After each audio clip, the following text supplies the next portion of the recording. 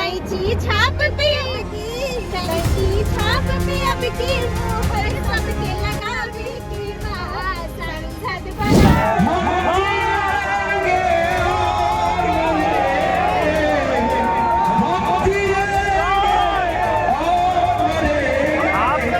जी नमस्कार, मैं हूं राज पाठक। देखिए, बिहार में इन दिनों जो सबसे हॉट सीट बना हुआ है वह है काराकाट लोकसभा सीट। ये आपको जानकारी है कि काराकाट लोकसभा सीट पर जब से पावर स्टार पवन सिंह ने अपनी उम्मीदवारी पेश की है तब से ये सीट चर्चा में है। और चर्चा में इस कदर है कि पवन सिंह जहां भी जा रहे हैं हजारों लाखों की संख्या में वहां पर लोग उनसे मिलने, उनको सपोर्ट करने पहुंच रहे हैं। और इसी का परिणाम है कि जो विपक्ष के तौर पर इंडिया गठबंधन है या फिर एनडीए के उपेंद्र कुशवाहा का पूरा टीम है, वो पवन सिंह को रोकने की तमाम रणनीति उनकी इस वक्त फेल होते नजर आ रही है।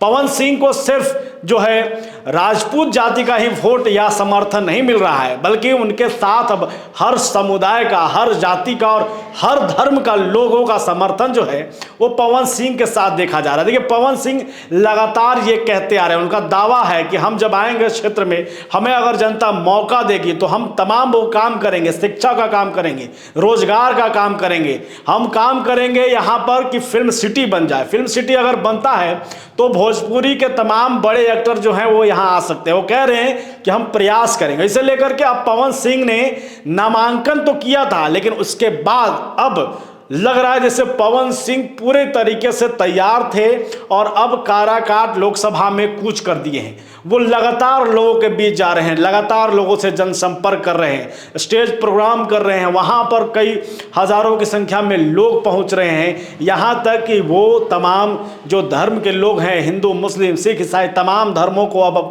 साथ लेकर चलने का संदेश दे रहे हैं। और इसी को लेकर के आज जो है वो मुस्लिम धर्म के जो है मजार पे गए, वहाँ पर मत्था टेका उन्होंने, और मुस्लिम धर्म के तमाम जो लोग हैं उन्होंने बढ़ चढ़ के पवन सिंह को आशीर्वाद दिया। पावर स्टार वहाँ भी एक संदेश देते नजर आए कि अब यहाँ पर जो है वो सबको लेकर के चलेंगे। ये सबसे बड़ा चैलेंज इस वक्त जो है उपेंद्र कुशवाहा के लिए हो गया है, क्योंकि उपेंद्र कुशवाहा की मुसीबत ये बन गई है कि पवन सिंह को लेकर के कई लोगों का ये कहना है कि वो एक तो निर्दलीय लड़ रहे हैं, दूसरी बात ये है कि एक प्रभावी चेहरा है काराकाट में, तीसरी है कि बीजेपी ने कार्रवाई नहीं की है। तो एक संदेश जा रहा है कि हो सकता है कि पवन सिंह को जब यहाँ की जनता जिताएगी तो वो चले जाएंगे आपको भाजपा में।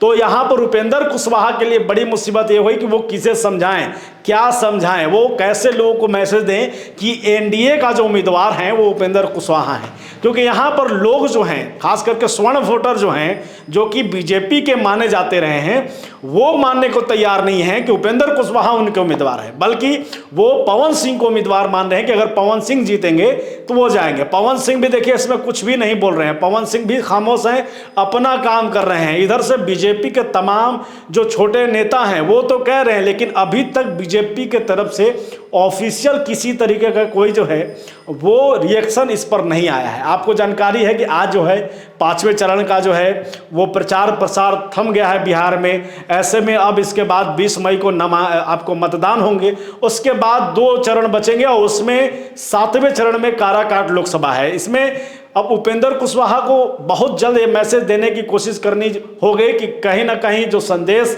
लोगों में जा रहा है कि वो एनडीए की तरफ से आएंगे पवन सिंह, ऐसा नहीं है।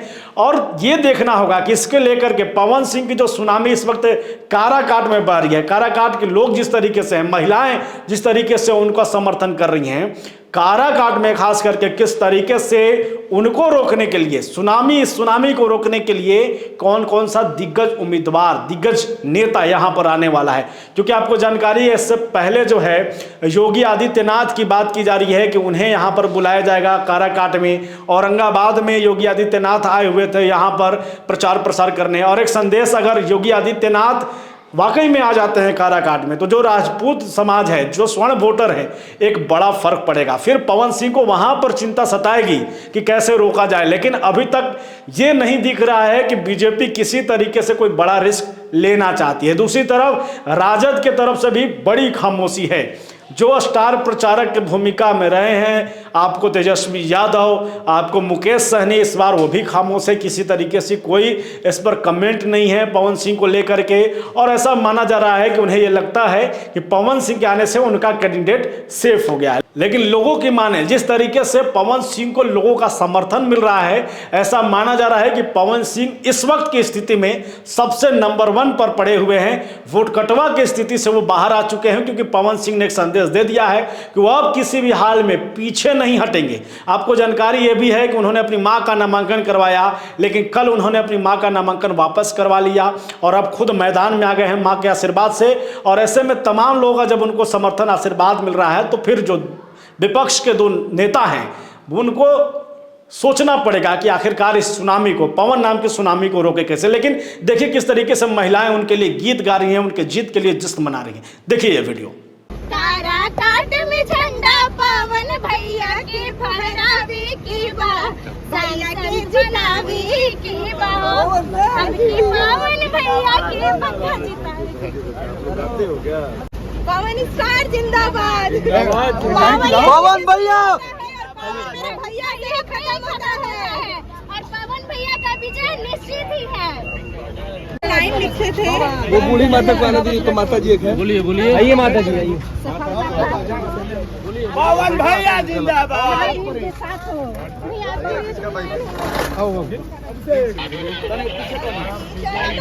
जनता सबके रउए के जीतावे की बात, सांसद बनावे की बात, पवन भैया की, पवन भैया की, हमरा के जीतावे की बात, सांसद बनावे की बात।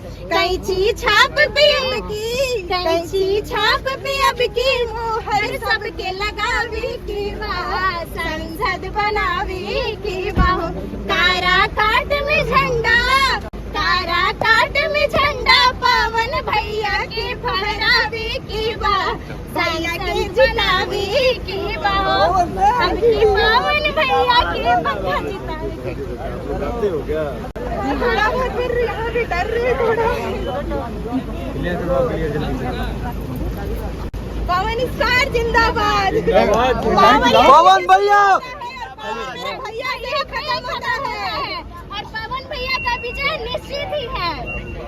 हमारे भैया तो जीतेंगे और हमेशा आगे बढ़ेंगे और हम दोनों का साथ हमेशा बना रहेगा। दादी हटे, दादी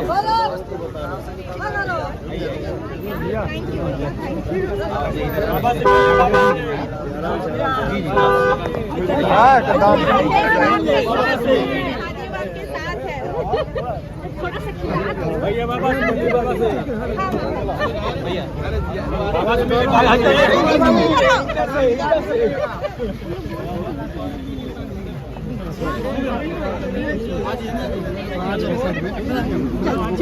चलिए।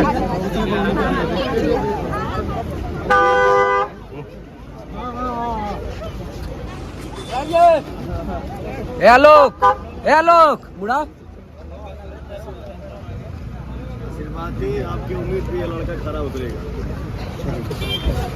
ठीक ठीक ठीक ठीक। गाड़ी निकलवाओ, गाड़ी जल्दी।